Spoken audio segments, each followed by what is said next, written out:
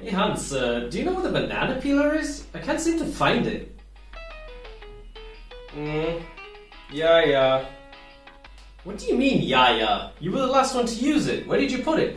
Oh yeah, that is true. Hans, are you listening to me? What are you doing on your phone anyway?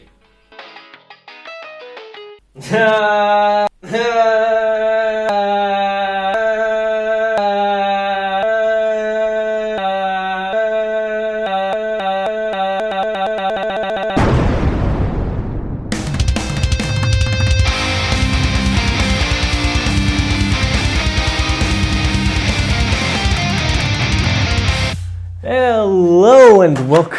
Jeez. Hello and welcome back to another Andromada video. This week I got something special for you guys. We're gonna talk about smartphones and how they changed my life in a big way. Specifically, Android devices, because those are what I primarily used. Smartphones. What a great invention. They are super popular, everybody has one, and they are very versatile. In fact, I'm using an old smartphone right now to record what you're currently hearing right now. Ever since owning my first smartphone, I was always in wonder how these magnificent devices came into our lives. And I can't imagine my life without them. To be frank, I am quite an Android enthusiast myself. I was always fascinated with phones my entire life. The ability to whip it out, play some music, and even play some cute little games was just amazing to me. It's like having a little device in your pocket that can do everything. My first phone, which I unfortunately lost many years ago, was this little bad boy. It's from Siemens. I'm not sure how to pronounce it in English, but that's how you pronounce it in German. Siemens. And it was called an S55. And I primarily used it to keep in touch with my mom and send her messages. But it also had other interesting functions. It was absolutely tiny, even with my small child hands. I think I was about 10 or 11 when I got my first phone. I think I also remember having one of those Nokia, those brick phones. Here, that one right there. But I don't really remember doing much with it, so we're just gonna go with the Siemens one for now. Anyway, that phone was amazing for its time. It was one of the first phones which had 256 colors. You could surf the internet pretty slowly, and it had Bluetooth, which was revolutionary for its time. Who remembers sending ringtones to a friend using infrared? Anyone? Oh, you in the back there? High five! Imagine I just gave you a high five there. Anyway, that phone had, could you believe it, Java on it. And that meant that you could play Java games on it. And there were loads of them, if you know where to get them from. I used that phone all the time as a kid, and I loved it. One amazing thing about that phone was that you could take pictures with it. Now you're probably wondering, Andro, this phone doesn't have a fucking camera on it? Well, let me tell you something. As you can see, there is no visible camera on this phone. But with this special little add-on, yes, I'm not joking, you plug it onto the bottom of your phone and you could take pictures with it. There was a little window you could look through, and it even has a flash on it. The pictures were actually quite good for being on a phone at the time. Here's one of the Verrazano Bridge taken in New York. Ah, yes. Moving on, I tasted blood. Phones were getting better, and I wanted an even better phone. My next phone was a Sony Ericsson. Back then, Sony Ericsson was at their prime. Everybody I knew had one. It was like the iPhones of mobile phones back then. Then flip phones became the new craze. I had a Motorola Razr. One of these thin ones. Then I went back to Sony Ericsson, a so-called Walkman. Specifically, the W395. I loved that phone. It was a sliding phone, so you could whip it out and slide it open to unlock it. It had pretty good sounding dual speakers on the back. An alright camera. Here's an old ass video I shot on it. Yeah, it's alright. And of course, some pretty good pre-installed games. Of course, I loaded that phone up with millions of Java games that you could download on the internet, but never actually played them. But enough about all these old-ass phones that nobody knows anymore. And let's get to the main topic of the video. Android. Oh boy, do I remember my first Android phone. Shortly after Sony Ericsson fucking died, Android became the new shit.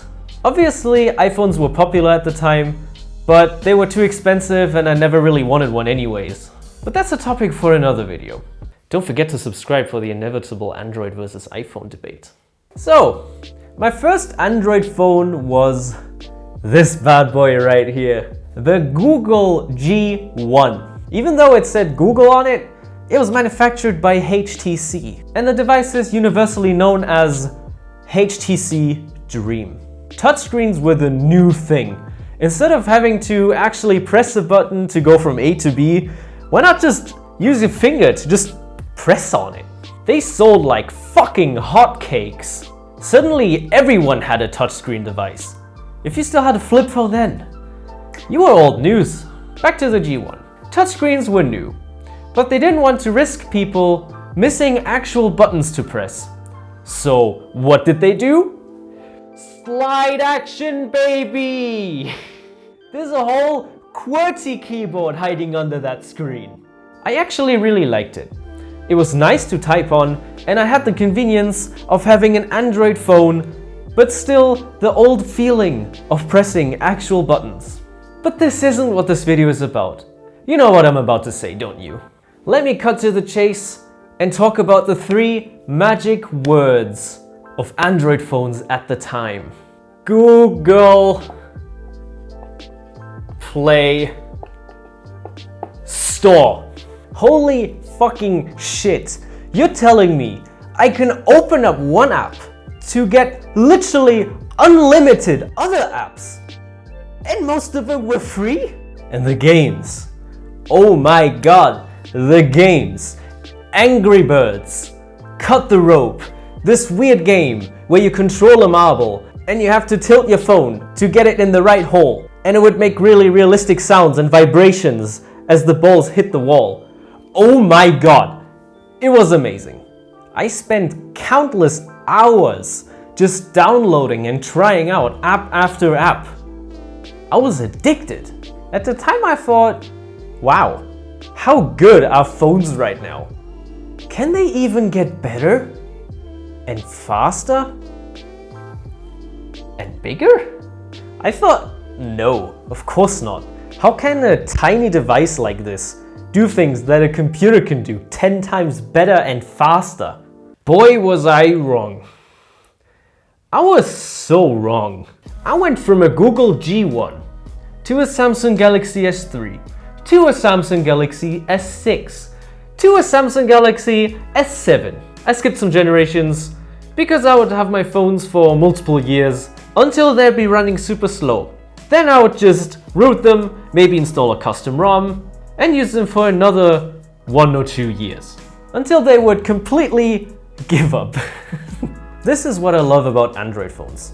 But like I said, that's a topic for another video. It's 2019 now, and I feel like phones are never gonna stop getting harder, better, faster, and stronger. They can do almost everything a computer can nowadays. If you didn't notice already, this video is being recorded on a smartphone right now. On a OnePlus 7 Pro, to say the least. By the way, I absolutely love that phone. I have a DSLR, and I like it very much. But there's just something about the simplicity of cameras in smartphones. All I have to do to make great looking videos is to just adjust some settings like quality, maybe the ISO, and you got a great looking video. I don't need a camera that is gonna cost me a fortune to just record some videos. And all those settings you have to fucking study just to record a video that's gonna end up on YouTube anyways. Obviously, a smartphone camera is never gonna look better than a DSLR or a camcorder or something. But for my usage scenarios, it's more than enough. So how much is a top-of-the-line DSLR or camcorder really? Like this one, the Nikon D850. Oh, it's just 3,299 euros. For that price, I can get a top-of-the-line flagship smartphone, a high-quality case, a tripod with a phone holder, 2 softboxes, not just one, 2, a lavalier microphone, and to top it all off, a whole year of Adobe Creative Cloud with all the programs from Adobe for just under 1,500 euros. So which one would you choose? All jokes aside, I know there are cheaper alternatives and you can't really compare a top-of-the-line DSLR or camcorder with a flagship smartphone. Also, you don't have to use Adobe products, but I like using them, so yeah. But in my eyes, the smartphones nowadays come amazingly close to a good camera or even a camcorder. Can you believe that I took these pictures with my phone?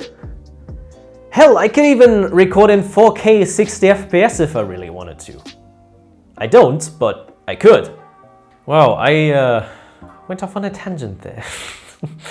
And unfortunately, we didn't get to see what Hans was playing on his phone, which is going to be the topic in next week's video. Be sure to subscribe and don't forget to like this video if you enjoyed it. I upload every Thursday on this channel, so stay tuned. Usually I stream on Twitch every Friday, 9 PM GMT +2, but unfortunately because I'm doing my driver's license right now, that day will have to be Thursday from now on until I've finished my driver's license. I can't wait to hold it in my hands and actually drive a car. In fact, if you're watching this on the day it was uploaded, I am probably live right now. So come over, say hi, and let's chill while playing some nice games. As always, all the links are in the description down below. Again, thank you so much for watching. And I will see you next week. Or in a bit. Okay, bye.